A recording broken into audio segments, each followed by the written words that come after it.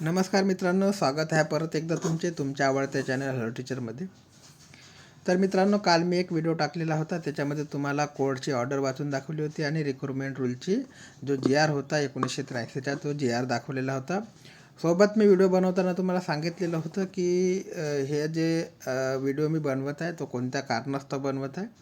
म्हणजे ज्यांनी केस फाईल केली आहे डिप्लोमा डिग्रीमध्ये, तर त्यांचे म्हणणे काय आहे आणि त्यांनी काय म्हटलं आहे त्याच्याबद्दल मी तो व्हिडिओ बनवलेला होता. तरी भरपूर मुलांनी जे आहे त्याचा जो अर्थ चुकीचा पकडला आणि चुकीचा कमेंट केलेला होता. मला ज्या चुकीच्या कमेंट केल्या त्याबद्दल काही असं वाटत नाही, कारण की त्यांची जी विचारशक्ती आहे तिथपर्यंतच मर्यादित असते. ठीक आहे.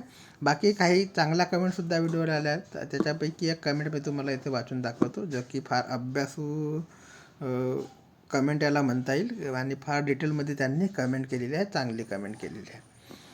परत मी तुम्हाला सांगू इच्छितो विद्यार्थी मित्रांनो, मी कोणाच्याही फेवरमध्ये नाही. आणि डिप्लोमा असो किंवा डिग्री असो, तुमची जॉईनिंग डिप्लोम्यातून झाली किंवा डिग्रीतून झाली, मला तुमची जॉईनिंग होणे महत्त्वाचे आहे. तो कशातून होईल, ज्यांची जॉईनिंग झालं त्यांना वेलकम आहे. आणि तुमची जॉईनिंग डिप्लोमातून झाली, डिग्रीतून झाली, ITतून झाली, त्याच्याशी माझा काही संबंध नाही. कोणाची जॉईनिंग हो, माझ्यासाठी सर्व सारखेच आहेत. ठीक आहे. आणि याच्यात माझा कसलाही स्वार्थभाव नाही की याची जॉईनिंग व्हावी, त्याची जॉईनिंग व्हावी आणि माझ्या म्हणण्यानुसार जॉईनिंग होणार नाही, हे तुम्हाला माहीतच आहे. ठीक आहे. आणि माझ्या म्हणण्यानुसार नाही, कोणाच्याही म्हणण्यानुसार जॉईनिंग होणार नाही. जे कोर्ट आदेश देईल त्याच्यानुसार जॉईनिंग होणार आहे. त्याच्यामुळे तुम्ही जे आहे संभ्रमात राहू नका की कोणी काही म्हटलं तर जॉईनिंग होईल किंवा नाही होईल. आणि वादविवाद जो आहे तो आपसामध्ये करू नका. ठीक आहे. जे कोर्ट म्हणेल ते डिसिजन लास्ट असणार आहे. तर याच्यामध्ये बघा मित्रांनो, फार महत्त्वाचा म्हणजे जो आपण काल GR टाकलेला होता आणि जो कोर्ट ऑर्डर टाकलेली होती, त्याच्यामध्ये ज्यांनी केस केली त्यांचं काय म्हणणं होतं ते मी तुम्हाला क्लिअर सांगितले होते. आणि कोर्टाने काय म्हटलं ते सुद्धा क्लिअर सांगितले होते. 22 तारखेपर्यंत स्टे काय दिला ते सुद्धा सांगितले होते. ठीक आहे. तर याच्यामध्ये एक मेसेज आपल्या चॅनलला आलेला आहे विकास मानेजींचा. तर विकास मानेजींनी काय म्हटलं आहे ते बघूया. सर, ॲडमध्ये दिली की त्यांनी 1983चे RR फॉलो करून भरती केली, पण पॉईंट नंबर 8 त्यांनी 1983चा RR जशाच्या तसा कॉपी पेस्ट केला आणि ते बरोबर आहे. ठीक आहे, असं यांचं मानेजींचं म्हणणं आहे. पण पॉईंट नंबर 8.1 जो की उच्च शैक्षणिक अर्हता ग्राह्य धरता येईल, हा पॉईंट 1983च्या RRमध्ये नाही पण ॲडमध्ये त्यांनी दिलेला आहे. त्यांनी म्हणजे कोणी DBTने दिलेला आहे. ठीक आहे. हा पॉईंट मुद्दामहून ॲड केलेला आहे, कारण की 12वी प्लस डिग्रीला त्यांना अलो करायचे होते. त्यामुळे त्यांनी जे पॉईंट दिले ज्यांनी जो पॉईंट दिलेला आहे 12 प्लस डिग्रीचा, तो काही बेकामी दिलेला नाही, म्हणजे कारण नसताना दिलेलं नाही, असं त्यांचं म्हणणं आहे. आणि 1983चा RR कॉपी पेस्ट केला असता आणि 12वी प्लस डिग्रीवाल्यांना फॉर्म भरता आला नसता.